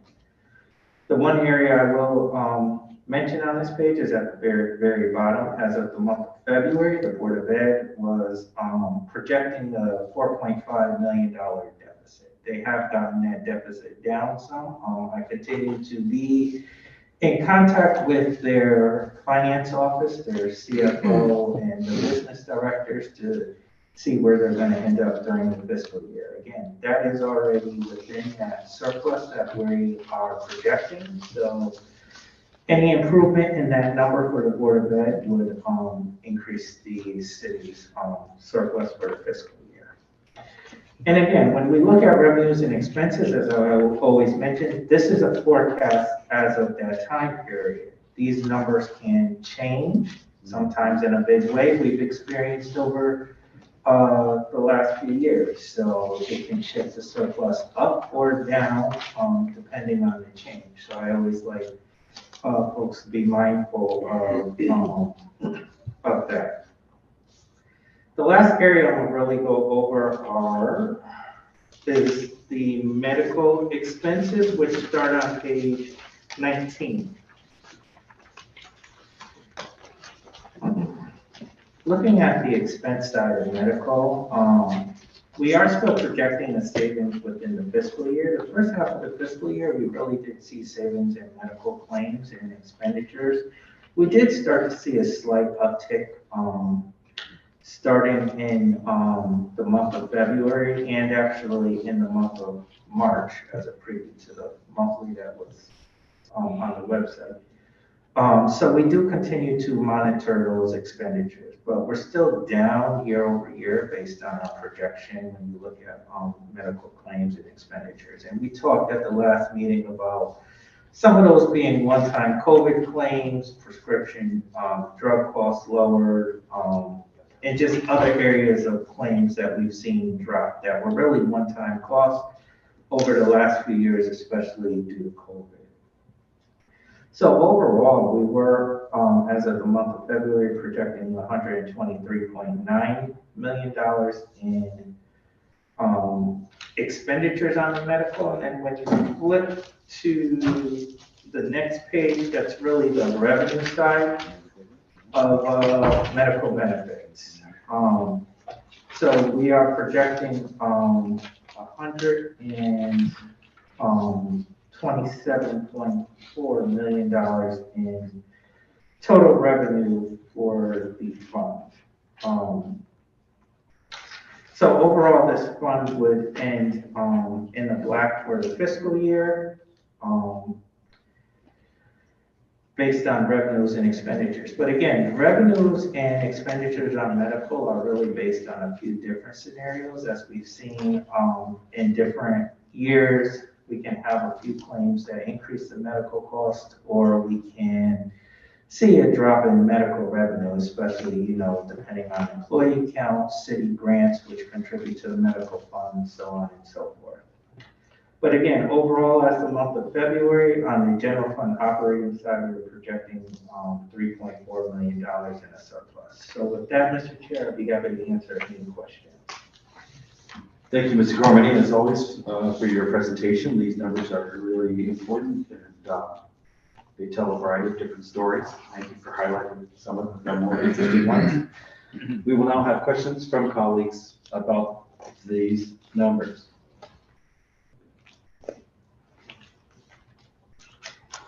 Questions from colleagues. Alder Festa. Thank you, Mr. Chair. Actually, I need you to point out to me, and if it's not on here, that's fine. We might need to consider adding it, but MIPS and marijuana. So then I read an article today in Connecticut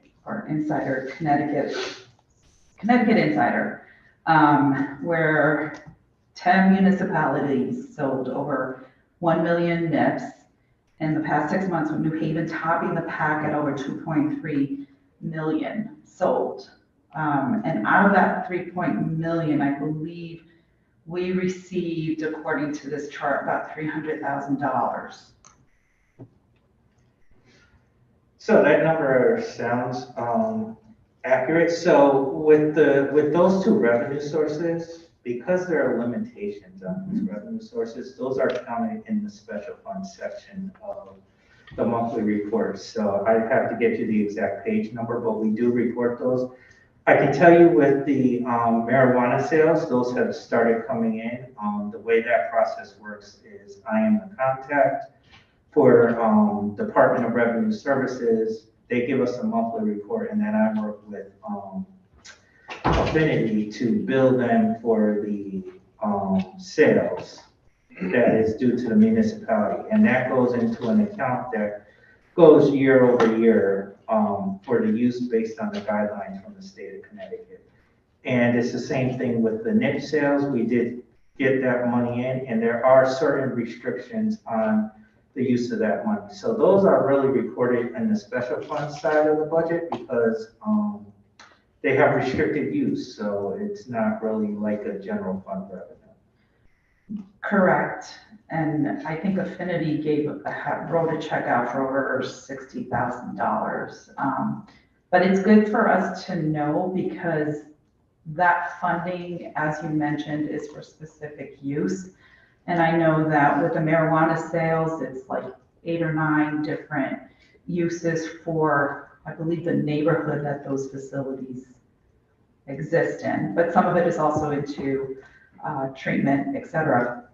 And the NIPS, same thing, but it's good for us, I think, to get an idea of where we stand with the sales, the revenue that we're generating for those specific uses, because the money that we would normally use for those purposes can now be put in general fund if we had funding, if I made any sense with that. But anyway. Alder Festa, would you like me to follow up with Mr. Gormley about the page number for those reports? Absolutely, thank you. I would gladly do that. Yes, Mr. Chair, I appreciate it. Sure. And I'm a little, okay, Board of Ed, there was a page, hang on, no, I need to find it. That's okay. When you find the page number, please let us know what it is. It was 2 things. You mentioned the deficit that they were facing of 4 million, but then I think on page, was it? Oh, is it this one? No, read page 6.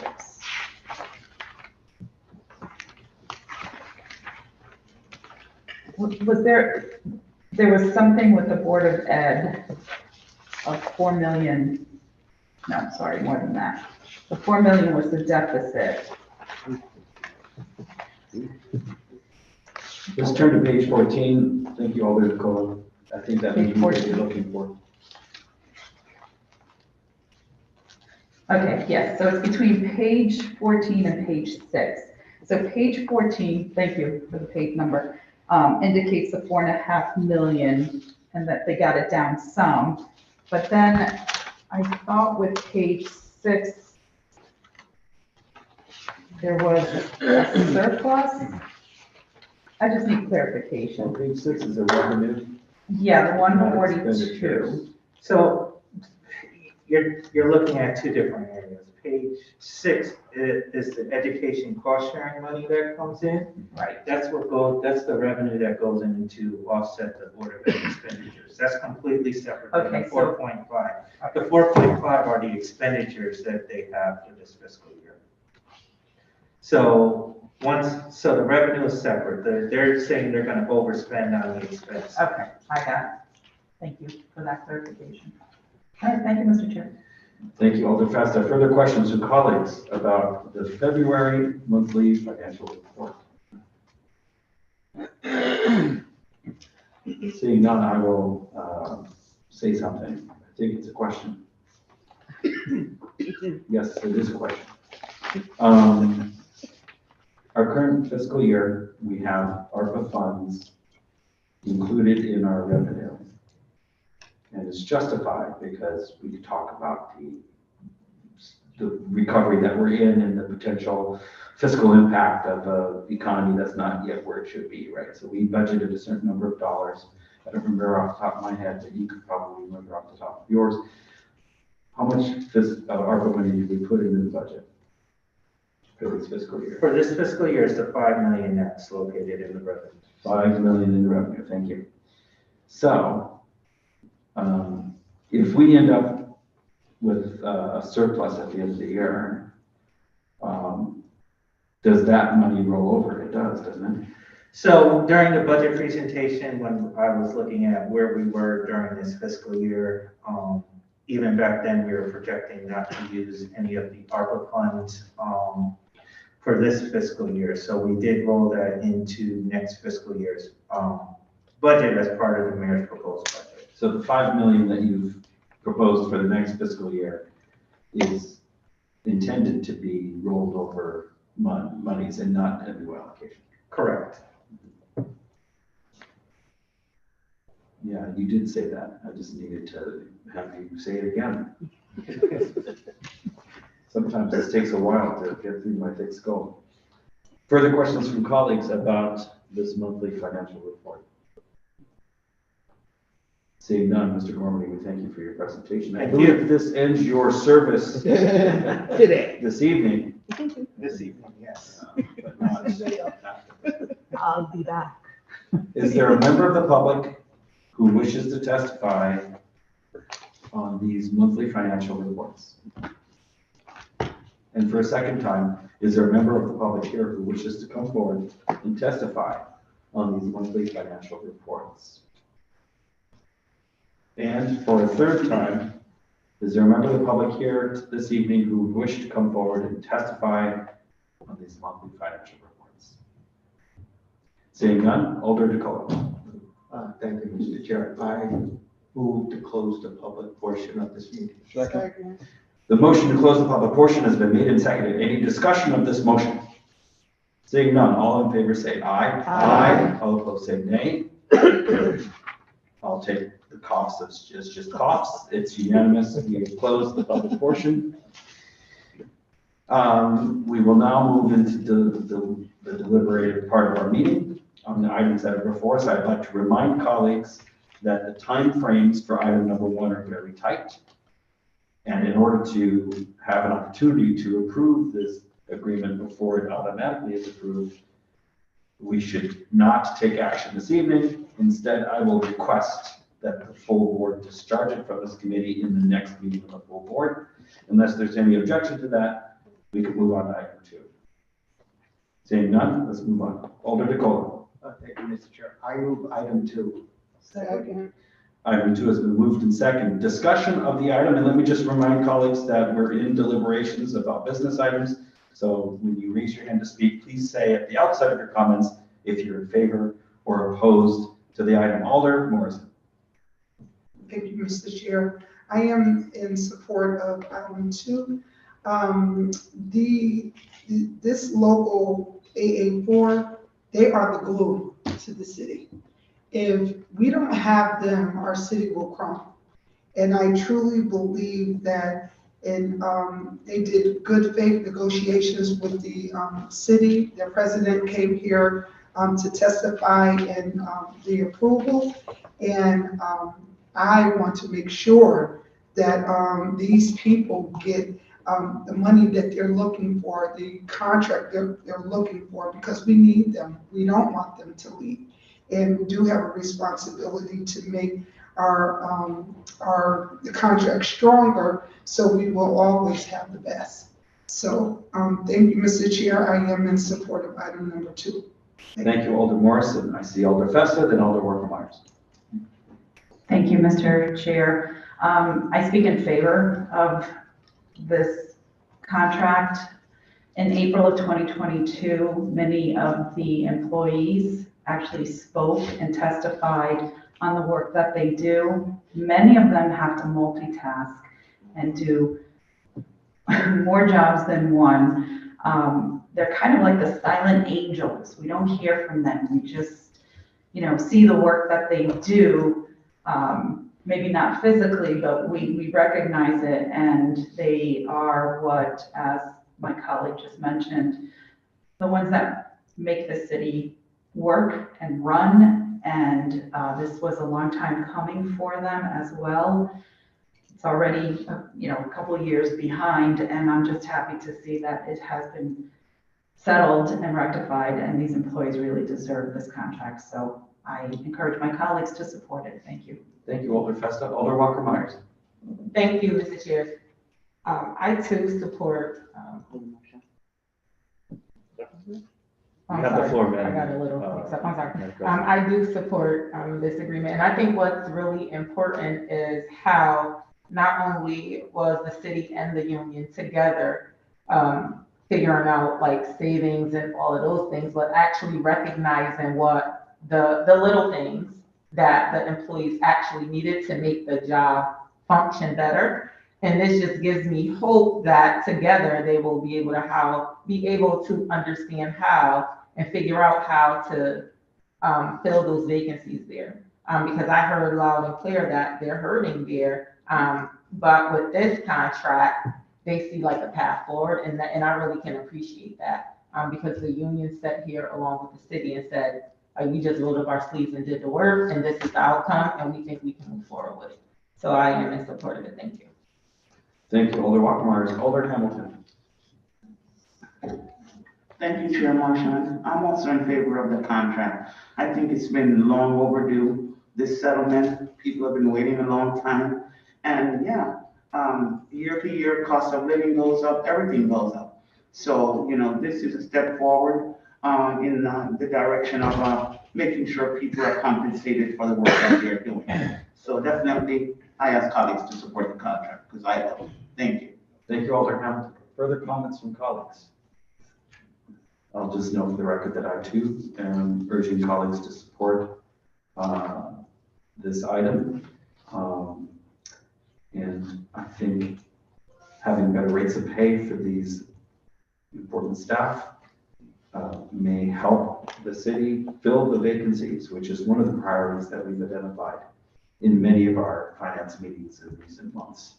When we have vacant positions, it leads to issues. It leads to overwork for the folks who are there.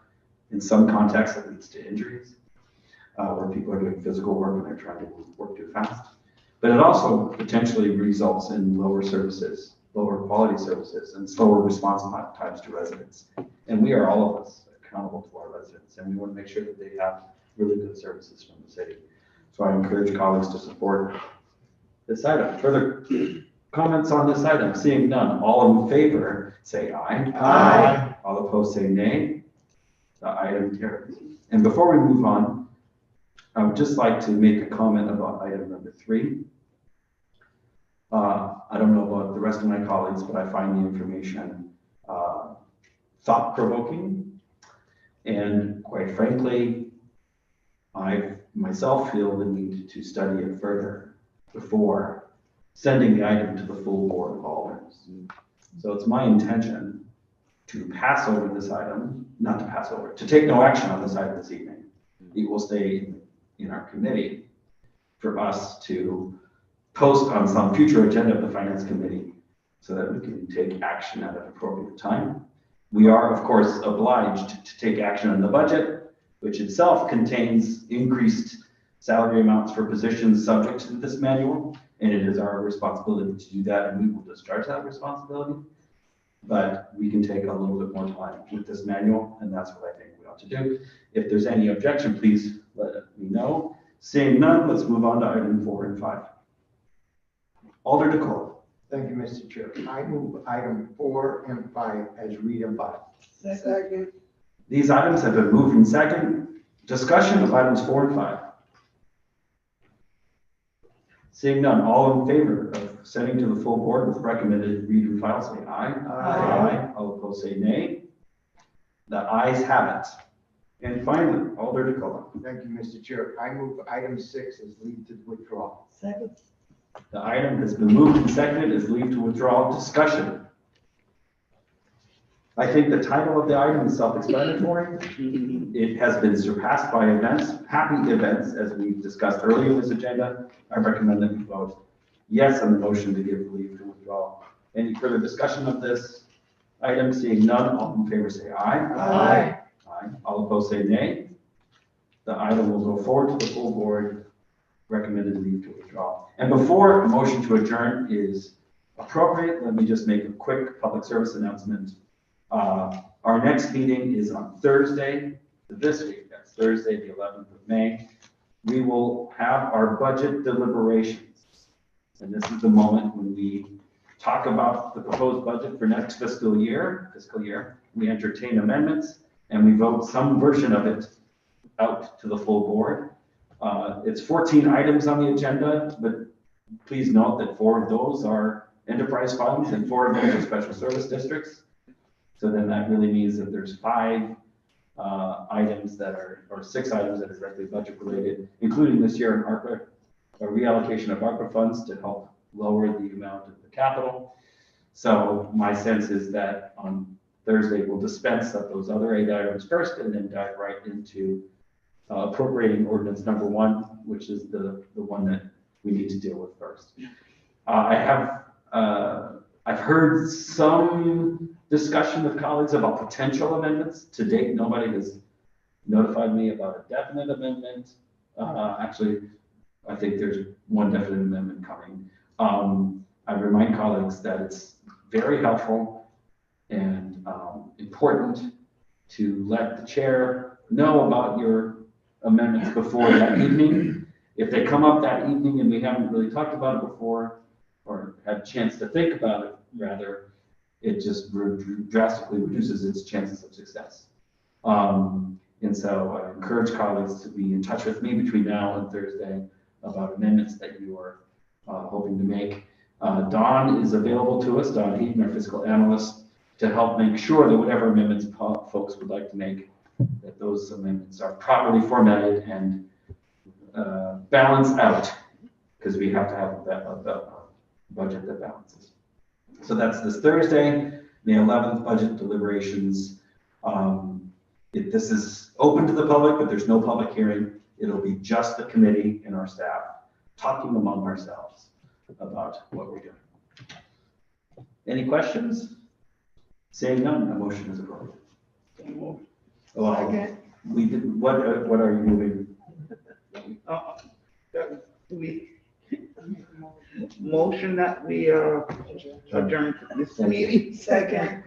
A motion to adjourn has been made and seconded. Discussion of this motion, seeing none, all in favor say aye. Aye. All opposed say nay.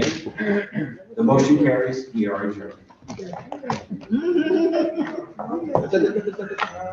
should have said motion to adjourn. Oh, yeah. I didn't use that word, so.